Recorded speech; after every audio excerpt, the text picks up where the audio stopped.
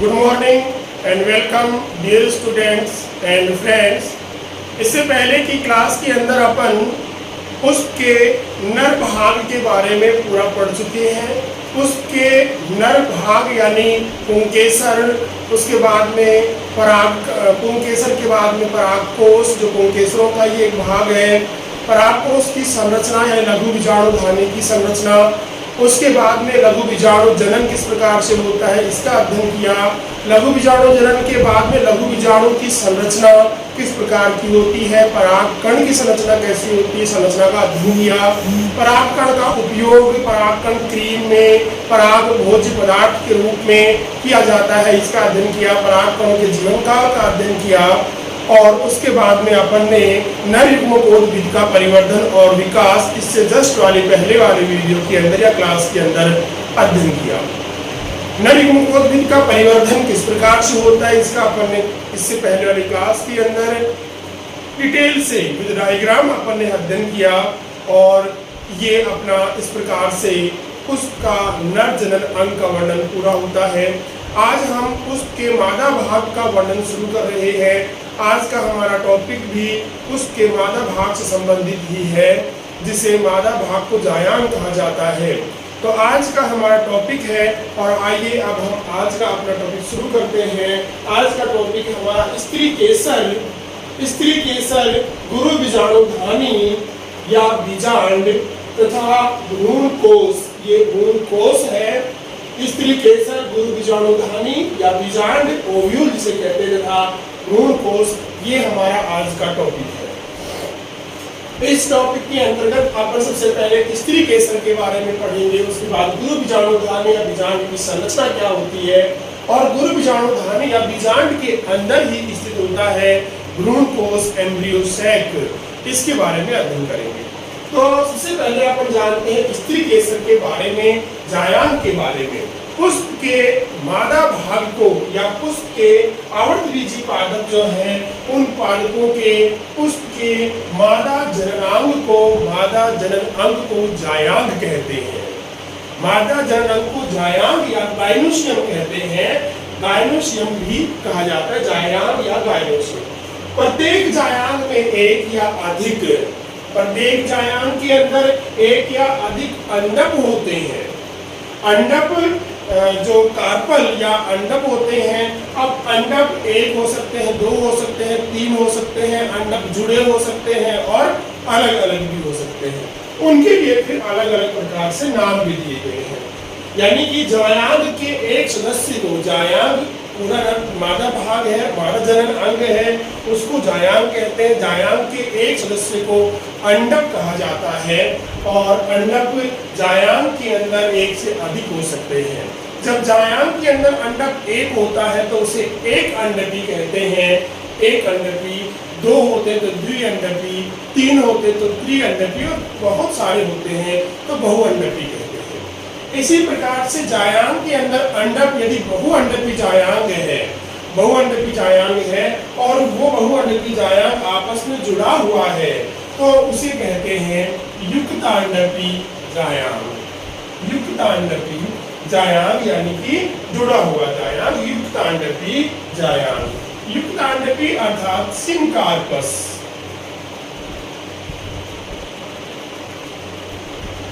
सिमकार्पस जुड़ा हुआ होगा तो युक्तांडकी कहेंगे। यदि एक से अधिक अंडक, ज्यादा अंडक है, बहुअंडकी जायांग के सारे अंडक जुड़े हुए हैं तो सिमकार्पस, और यदि जुड़े हुए नहीं है, अलग अलग है, तो उसे हम कहते हैं वियुक्तांडकी।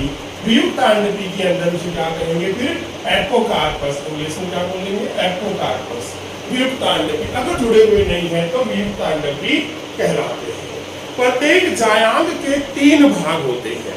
अब हम जायांग के भाग का वर्णन करते हैं। पहले प्रत्येक जायांग के तीन भाग अर्थात अंडक के तीन भाग होते हैं। जायांग अकेला होगा अंडक जायांग बोल सकते हैं, अगर बहुत सारे अंडक है तो अलग अंडक है। अंडक के भी तीन भाग होते हैं, जायांग के तीन भाग होते हैं। पहला भाग होता है सबसे ऊपर वर्तिकाग्र, इसे क्या कहते हैं, वर्तिकाग्र। वर्तिकाग्र सबसे पहले वर्तिकाग्र या स्टिग्मा होती है। स्टिग्मा या वर्तिकाग्र पहला भाग होता है। दूसरा भाग होता है स्टाइल या वर्तिका, स्टाइल या वर्तिका। उसके बाद इसका तीसरा भाग होता है मेन भाग अंडाशय या ओवेरी, अंडाशय या ओवेरी। उसके बाद में अंडाशय के अंदर ओव्यूल होते हैं और उसके ओव्यूल यानी बीजांड जो है उसे ओव्यूल कहते हैं, अंडाशय में बीजांड होते हैं। और ये सभी संरचनाएं उसके सभी भाग जैसे बाह्य दल है, पुंकेश है और जायांग है, ये टिके होते हैं किस पर? पुष्पासन पर, थैलेमस पर। पुष्पासन का अर्थ है, थैलेमस का अर्थ है पुष्पासन, तो पुष्पासन के ऊपर टिके होते हैं। पहला भाग देखते हैं अपन वर्तिकाग्र। वर्तिकाग्र सबसे ऊपरी भाग होता है। वर्तिकाग्र जायांग का या अंडक का सबसे ऊपरी भाग होता है जो पराग कणों को, पराग कण एक नर युग्मक को लेकर के आता है, नर युग्मकों को लेकर के आता है। तो वर्तिकाग्र पुष्प मादा जननांगा या जायांग का सबसे ऊपरी भाग होता है जो पराग कणों को ग्रहण करने का कार्य या प्राप्त करने का कार्य करता है। उसके बाद आता है कि दूसरा भाग इसका वर्तिका। वर्तिकाग्र से ठीक नीचे एक लंबा भाग होता है, दीर्घित लंबा भाग होता है जिसे वर्तिका कहते हैं। वर्तिकाग्र के नीचे लंबा दीर्घित भाग होता है जिसे वर्तिका कहते हैं। उसके बाद आता है इसका तीसरा इंपॉर्टेंट भाग अंडाशय या ओवेरी। जायांग का निचला फूला हुआ, जायांग का निचला भाग होता है, फूला हुआ भाग होता है, मादा जननांग कहलाता, सॉरी निचला फूला हुआ भाग होता है जिसे अंडाशय कहते हैं। नीचे फूला हुआ भाग जो है वो अंडाशय कहलाता है, जिसके अंदर बीजांड होते हैं। जिसके अंदर क्या होते हैं? बीजांड होते हैं। बीजांड परिपक्व होने के बाद में या यूं कहीं निषेचन के बाद में बीज में बदल जाते हैं, बीज बन जाते हैं। अंडाशय में एक या अधिक कोष्ठ पाए जाते हैं। अंडाशय के अंदर अलग अलग कोष्ठ होंगे, अलग अलग कोष्ठों के अंदर अलग अलग बीजांड होंगे। कोष्ठ, एक कोष्ठ में अनेक बीजांड हो सकते हैं। तो अंडाशय के अंदर कोष्ठ होते हैं। अंडाशय एक कोष्ठ भी हो सकता है, दो कोष्ठ भी हो सकता है, त्रिकोष्ठ भी हो सकता है। तो इस प्रकार से अंडाशय के अंदर कोष्ठ होते हैं। इन कोष्ठों के अंदर एक वृंतनुमा संरचना, एक वृंतनुमा संरचना जिसे अप्रा या प्लेसेंटा कहते हैं, अप्रा या प्लेसेंटा के द्वारा बीजांड अंडाशय की भित्ति से जुड़े होते हैं। वृंतनुमा संरचना को अप्रा या प्लेसेंटा कहते हैं। इस प्लेसेंटा के द्वारा अंडाशय की भित्ति से बीजांड जुड़े हुए होते हैं। अंडाशय के अंदर बीजांडों की स्थिति अलग अलग होती है। ये अपन 11वीं क्लास के अंदर अध्ययन किया था। बीजांड की स्थिति अंडाशय में अलग अलग हो सकती है, भित्तीय हो सकती है, स्तंभीय होती है, सीमांत होती है, आधारीय होती है, परिवृत्तीय होती है। तो अलग अलग प्रकार से बीजांड की व्यवस्था अंडाशय के अंदर देखी जाती है। तो इस प्रकार से इतना ही अपन यहाँ पर सीखेंगे कि वर्तिका जायांग या पिस्टिल जो है, स्त्री केसर को पिस्टिल भी बोलते हैं। पिस्टिल या जायांग या अंडक के 3 भाग होते हैं। सबसे ऊपरी भाग स्टिग्मा जो पराग कणों को प्राप्त करने का कार्य करती है। उसके बाद में स्टिग्मा से नीचे लंबा दीर्घित भाग होता है, इसे स्टाइल या वर्तिका कहते हैं। और उसके नीचे फूला हुआ भाग होता है, सबसे निचला भाग होता है जायांग का फूला हुआ भाग जिसे अंडाशय कहते हैं। अंडाशय के अंदर बीजांड पाए जाते हैं। अंडाशय में एक से अधिक कोष्ठ होते हैं। इन कोष्ठों के अंदर की तरफ एक ग्रंथनुमा संरचना अप्रा या प्लेसेंटा के द्वारा बीजांड अंडाशय भित्ति से जुड़े रहते हैं। तो ये था अपना जायांग के बारे में। अपना जो मेन टॉपिक है वो है आज का बीजांड की संरचना और भ्रूणकोश। तो हम उस पे ही करते हैं। अगला अपना टॉपिक है, तो ये था स्त्री केसर का। उसके बाद में अपना टॉपिक है गुरु बीजाणुधानी। ये है इसके बाद में गुरु बीजाणुधानी या बीजांड। तो बीजांड गुरु बीजाणुधानी का चित्र आपके सामने बोर्ड पर बना हुआ है। आप पहले चित्र को देखिए, अच्छी तरह से चित्र को बनाइए, बनाने का प्रयास कीजिए, जैसा बनता है वैसा बनाइए। धीरे धीरे प्रैक्टिस भी होती चली जाएगी और एक दिन अच्छे डायग्राम भी बनने लग जाएंगे। तो इस प्रकार से अपन सब चलते हैं अगले टॉपिक गुरु बीजाणुधानी या बीजांड पर। तो ओव्यूल भी बोलते हैं, गुरु बीजाणुधानी भी बोलते हैं और बीजांड भी बोलते हैं। तो नाम जरूर ध्यान रखिएगा सारे के सारे कि बीजांड भी इसी को बोलते हैं, गुरु बीजाणुधानी भी इसी को बोलते हैं, मेगास्पोरेंजियम भी इसी को बोलते हैं, मेगास्पोरेंजियम भी इसी को बोलते हैं, ओव्यूल इंग्लिश में, मेगास्पोरेंजियम भी इंग्लिश में, हिंदी में ओव्यूल बीजांड और इसको गुरु बीजाणुधानी। तो पादपों के बीजांड एक सेवरेंट छोटी संरचना के द्वारा, पादपों के अंदर बीजांड, देखिए इससे पहले वाले चित्र के अंदर बीजांड उसके अंदर बना भी रखा था। तो बीजांड एक छोटी संरचना, एक सेवरेंट संरचना के द्वारा बीजांड एक छोटी संरचना है। मादा चरण अंडाशय के अंदर बीजांड एक छोटी संरचना है, सेवरेंट जिसके व्रंत भी है, जिसे बीजांड व्रंत कहते हैं। सेवरेंट छोटी संरचना है। तो निषेचन के पश्चात फर्टिलाइजेशन, आफ्टर फर्टिलाइजेशन क्या बनाएगा? सीड बनाएगा, बीज बनाएगा। बीजांड से हमेशा बीज बनता है और अंडाशय से फल बनता है। अंडाशय की भित्तियां जो होती हैं, अंडाशय के छिलके जो भित्तियां होती हैं वो फल के छिलके बन जाते हैं और बीज बीजांड के द्वारा बीज का निर्माण। एक प्रारंभिक बीजांड के निम्न 5 भाग होते हैं। मुख्य रूप से 5 भाग होते हैं। यहाँ पर ये प्रतीक बीजांड है। एक बात को आप ध्यान दे दीजिएगा, पादपों के अंदर बीजांड की स्थिति जिस प्रकार से बना रखी है इस तरह से नहीं होती है। उसके अंदर ये बीजांड उल्टे होते हैं, विपरीत होता है। इसका मुंह ऊपर की तरफ होगा। जब अपन अंडाशय के अंदर देखेंगे तो इसका मुंह बीजांड द्वार ऊपर की तरफ होता है, लेकिन अध्ययन की दृष्टि से, अध्ययन की सुविधा के लिए अपन इसको ऐसे बना लेते हैं। वैसे बना सकते हैं, उल्टा बना सकते हैं इसको। ये वाला हिस्सा पूरा पलट दीजिए। तो यहाँ पर क्या हो रहा है कि ये एक प्रतीक बीजांड है। प्रतीक यानी उल्टा, जिसका मुंह ऊपर की तरफ था लेकिन पूरा 180 डिग्री से 80 डिग्री पे घूम गया है। पूरा 180 डिग्री पे घूम करके बीजांड द्वार नीचे की ओर आ गया। तो ये एक प्रतीक बीजांड है। ध्यान रखिएगा कि प्रतीक बीजांड की संरचना है ये। तो इस प्रारूपिक बीजांड के अंदर या प्रतीक बीजांड के अंदर 5 भाग होते हैं। सबसे पहला भाग होता है फ्यूनिकल यानी बीजांड व्रंत। फ्यूनिकल बीजांड व्रंत को देखिए, इंग्लिश में नाम 5 भाग लिखे हुए हैं, हिंदी भी इसके अंदर लिखी हुई है। मैं आपको एक एक करके बताता हूँ। बीजांड व्रंत पहला भाग फ्यूनिकल, उसके बाद में इंटेगुमेंट, दूसरा भाग अध्यावरण, ये है अध्यावरण, तीसरा भाग माइक्रोपाइल या बीजांड द्वार, तीसरा भाग माइक्रोपाइल या बीजांड द्वार, और चौथा भाग न्यूसिलस या बीजांड काय, न्यूसिलस या बीजांड काय, ये बीजांड काय है, न्यूसिलस या बीजांड काय। उसके बाद में एम्ब्रियो सैक जो अपना आज का टॉपिक भी है, एम्ब्रियो सैक यानी भ्रूणकोश, ये है एम्ब्रियो सैक या भ्रूणकोश, ये वाली संरचना है एम्ब्रियो सैक। इस प्रकार से प्रारूपिक बीजांड के 5 भाग होते हैं। अपन यहाँ पर एक एक भाग का अध्ययन करते हैं। अब सबसे पहला भाग है बीजांड व्रंत या फ्यूनिकल। पहला भाग अपना बीजांड व्रंत या फ्यूनिकल, ये बीजांड व्रंत है, यहाँ पे लिखा हुआ हिंदी में, फ्यूनिकल पहला भाग। तो बीजांड व्रंत क्या है?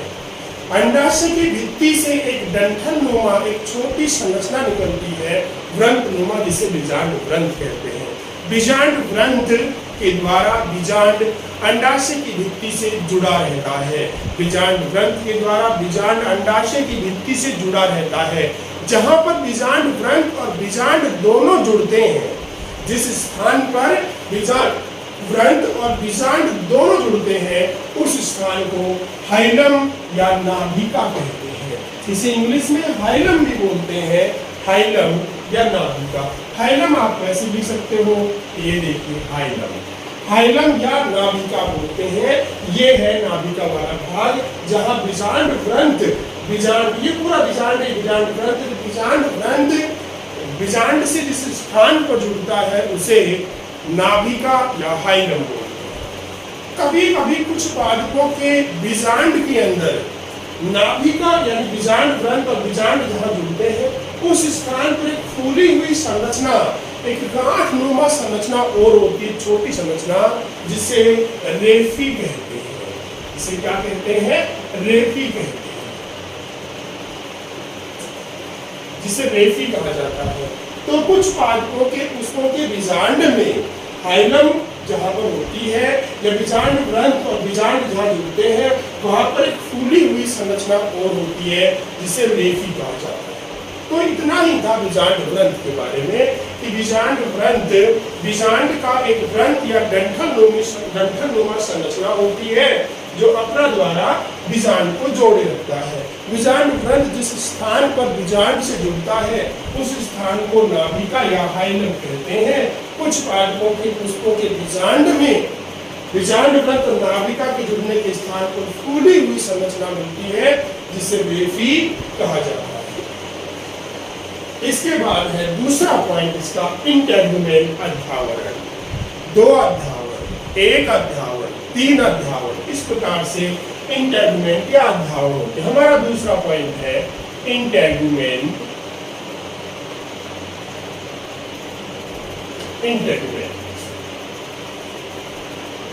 इंटेगुमेंट अध्यावरण। तो अध्यावरण जो कि बीजांड काय को घेरे हुए संरचना है, वो अध्यावरण होते हैं। तो बीजांड के बाह्य आवरण को, बीजांड के बाहर की ओर जो आवरण है उन्हें अध्यावरण कहते हैं। बीजांड के बाहर की ओर आवरण को अध्यावरण कहते हैं। तो बीजांड का एक संरक्षी आवरण है, सुरक्षा देने वाला आवरण है। यही अध्यावरण बाद में जब निषेचन हो जाता है, बीजांड परिपक्व होता है, तब क्या बनाता है?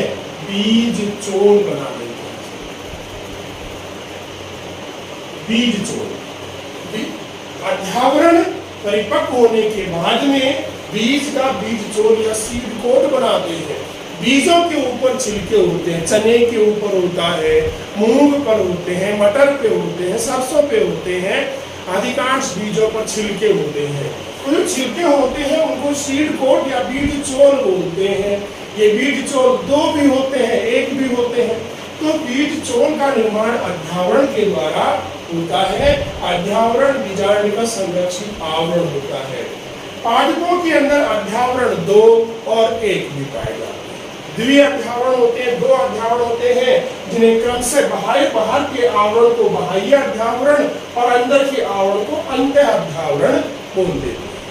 अधिकांश पादपों के बीजांड में 2 अध्यावरण होते हैं, परंतु लीची और अरण्य 2 पादप हैं।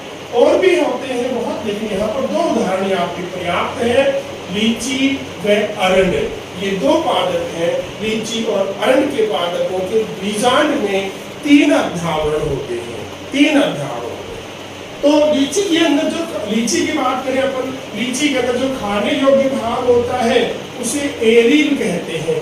जो खाया जाता है वो अध्यावरण खाया जाता है। सॉफ्ट मुलायम स्पंजी मीठा भाग होता है बीज के ऊपर, गुद्देदार भाग एरिल कहा जाता है, जिसे खाने के काम में लिया जाता है।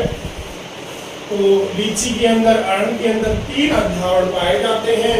बाकी अधिकांश पादपों के अंदर 2 अध्यावरण होते हैं।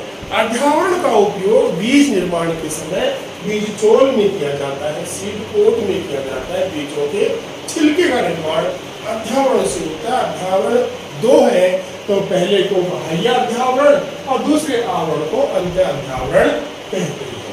ये था। अब यहाँ पर एक बात ध्यान रखिएगा, लीची में खाने योग्य भाग होता है, वो तीसरा अध्यावरण होता है, जिसे एरिल कहते हैं। ये यहाँ पर बहुत इंपॉर्टेंट भाग है कि लीची के अंदर तीसरा अध्यावरण खाया जाता है, जिसे एरिल कहा जाता है। ठीक है, इसके बाद में हम अगले टॉपिक पे चलते हैं। अगला अपना टॉपिक है माइक्रोपाइल या बीजांड द्वार।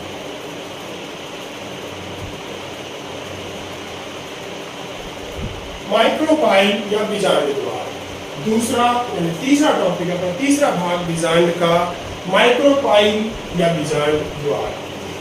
बीजांड के ऊपरी सिरे पर, देखिए अब आगे ना बात, ऊपरी सिरे पर, बीजांड के ऊपरी सिरे पर, क्योंकि ऊपर की तरफ होता है, बीजांड के ऊपरी सिरे पर एक छिद्रनुमा संरचना पाई जाती है। एक छिद्रनुमा संरचना पाई जाती है बीजांड के ऊपरी सिरे पर, जिसे बीजांड ग्रंथ कहते हैं। इस बीजांड ग्रंथ से पराग नलिका प्रवेश करती है। जब पराग कण वर्तिकाग्र पर गिरते हैं तो पराग कणों से पराग नलिका निकलती है। जब अपन पढ़ चुके हैं, ये पराग नलिका नीचे की ओर वृद्धि करती हुई बीजांड में प्रवेश करती है। तो बीजांड में प्रवेश करती है तो बीजांड द्वार से करती है। तो इस अलग अलग माध्यम भी होते हैं, परंतु मुख्य रूप से बीजांड द्वार से पराग नलिका प्रवेश करती है। अध्यावरण बीजांड को चारों तरफ से घेरे रहता है, परंतु बीजांड द्वार वाले सिरे पर नहीं घेरता।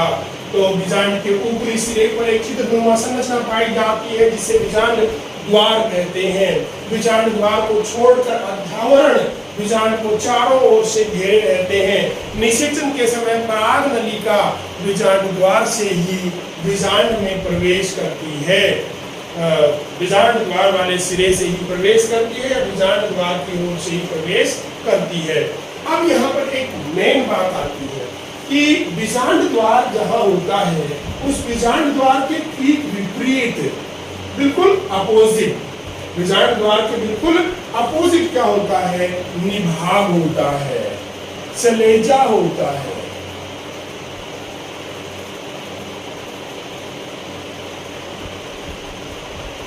CHALAZ, चलेजा। तो बीजांड द्वार के ठीक विपरीत, माइक्रोपाइल के ठीक अपोजिट क्या होता है? निभाग स्थित होता है, चलेजा होता है। तो इस प्रकार से बीजांड के दो सिरे हो जाते हैं, एक बीजांड द्वारी सिरा और एक निभागी सिरा होते हैं। एक को निभाग की ओर है उसे निभागी सिरा, बीजांड द्वार की ओर है उसे बीजांड द्वारी सिरा। तो ये था अपना तीसरा पॉइंट, माइक्रोपाइल या बीजांड द्वार।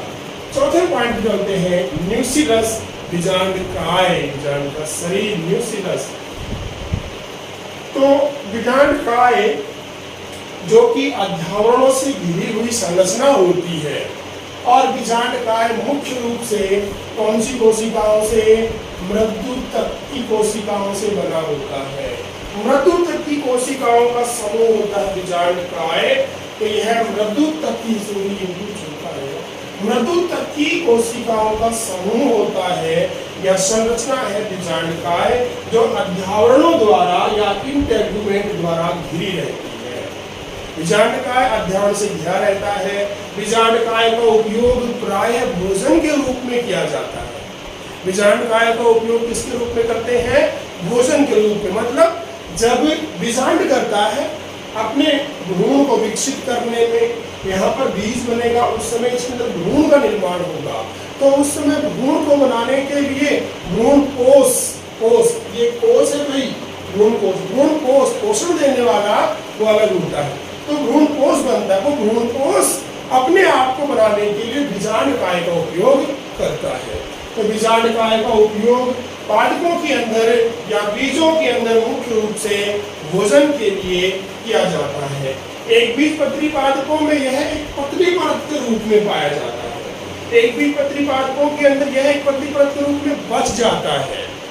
अधिकांश कुछ बीजों के अंदर, ये बहुत कम बीजों के अंदर ही बीजांड काय बचता है, जैसे काली मिर्च में बच जाता है और एक बीजपत्री पादपों के बीजों में बच जाता है। वैसे तो अधिकांश पादपों के बीज बनते समय बीजांड काय का उपयोग भ्रूण कोष के द्वारा कर लिया जाता है, परंतु कुछ पादपों के अंदर भ्रूण को बीजांड काय शेष बच जाता है।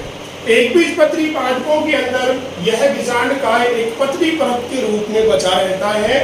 इस पतली परत को पेरिस्पर्म कहते हैं,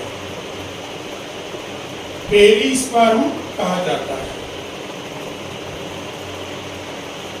पतली परत के रूप में एक बीजपत्री पादपों के अंदर यह बीजांड काय एक पतली परत के रूप में बीज के अंदर पाया जाता है, जिसे पेरिस्पर्म कहा जाता है। काली मिर्च के अंदर भी पेरिस्पर्म पाया जाता है और अधिकांश एक बीजपत्री पादपों के अंदर तो एक पतली परत के रूप में बीजांड काय मौजूद रहता है, जिसे पेरिस्पर्म कहते हैं।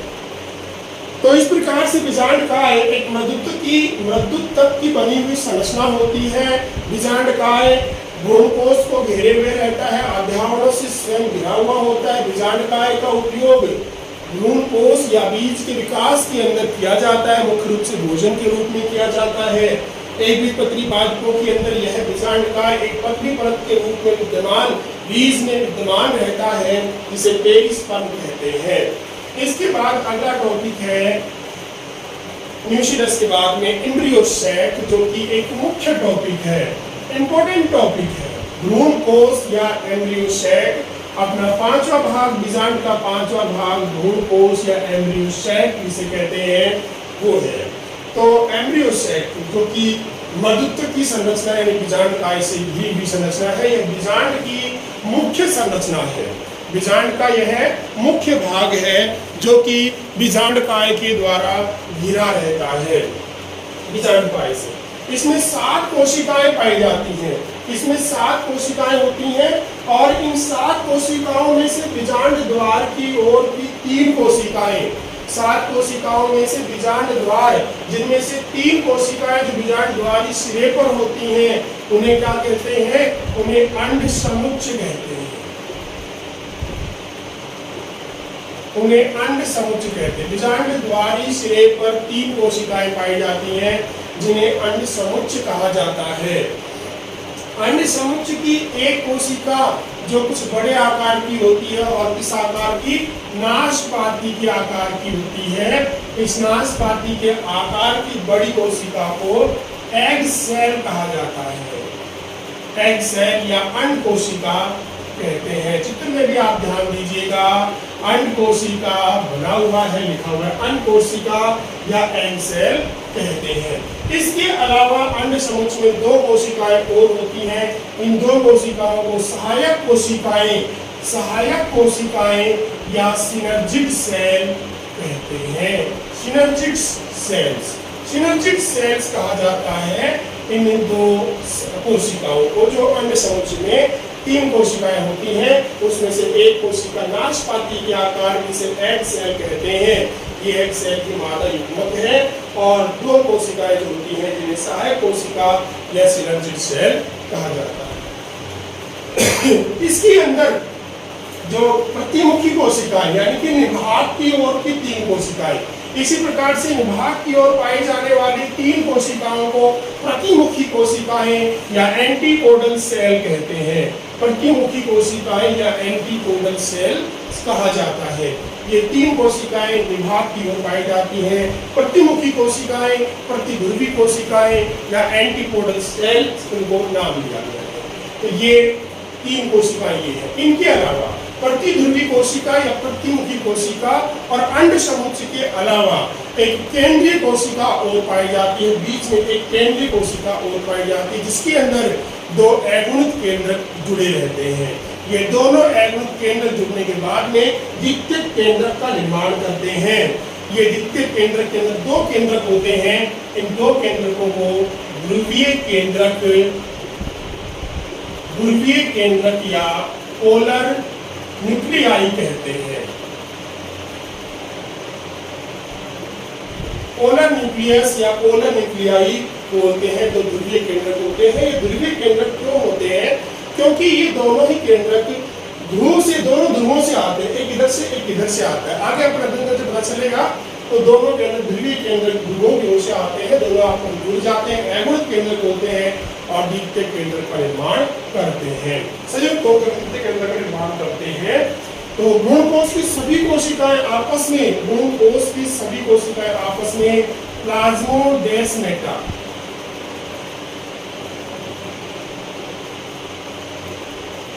प्लाज्मोडेस्मेटा या जीवद्रवी तंतुओं। भ्रूण कोष की सभी कोशिकाएं प्लाज्मोडेस्मेटा या जीवद्रवी तंतुओं के द्वारा आपस में जुड़ी होती हैं।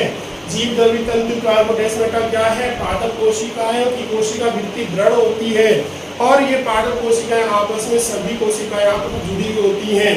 तो एक कोशिका द्रव ये दूसरी कोशिका में आवागमन करता है। उस समय कोशिका भित्ति के अंदर छोटे महीन छिद्र बन जाते हैं जिन्हें प्लाज्मोडेस्मेटा कहते हैं। तो सभी कोशिकाएं आपस में प्लाज्मोडेस्मेटा के द्वारा आपस में परस्पर जुड़ी हुई होती है।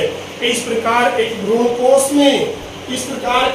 कोष में 7 कोशिकाएं 7 कोशिका कोशिकीय, एक भ्रूण कोश क्या होता है, 7 कोशिकीय और 8 केंद्रीय संरचना होती है।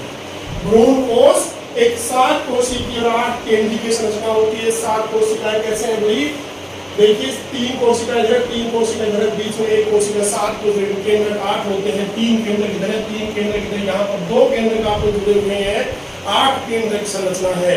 तो भ्रूण कोश एक 7 कोशिकीय और 8 केंद्र की संरचना होती है।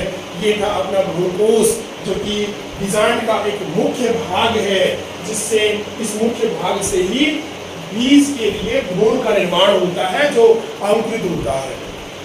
तो भ्रूण कोश को अपन देखें कि भ्रूण कोश बीजांड की एक मुख्य संरचना है, जो बीजांडकाय द्वारा घिरी रहती है।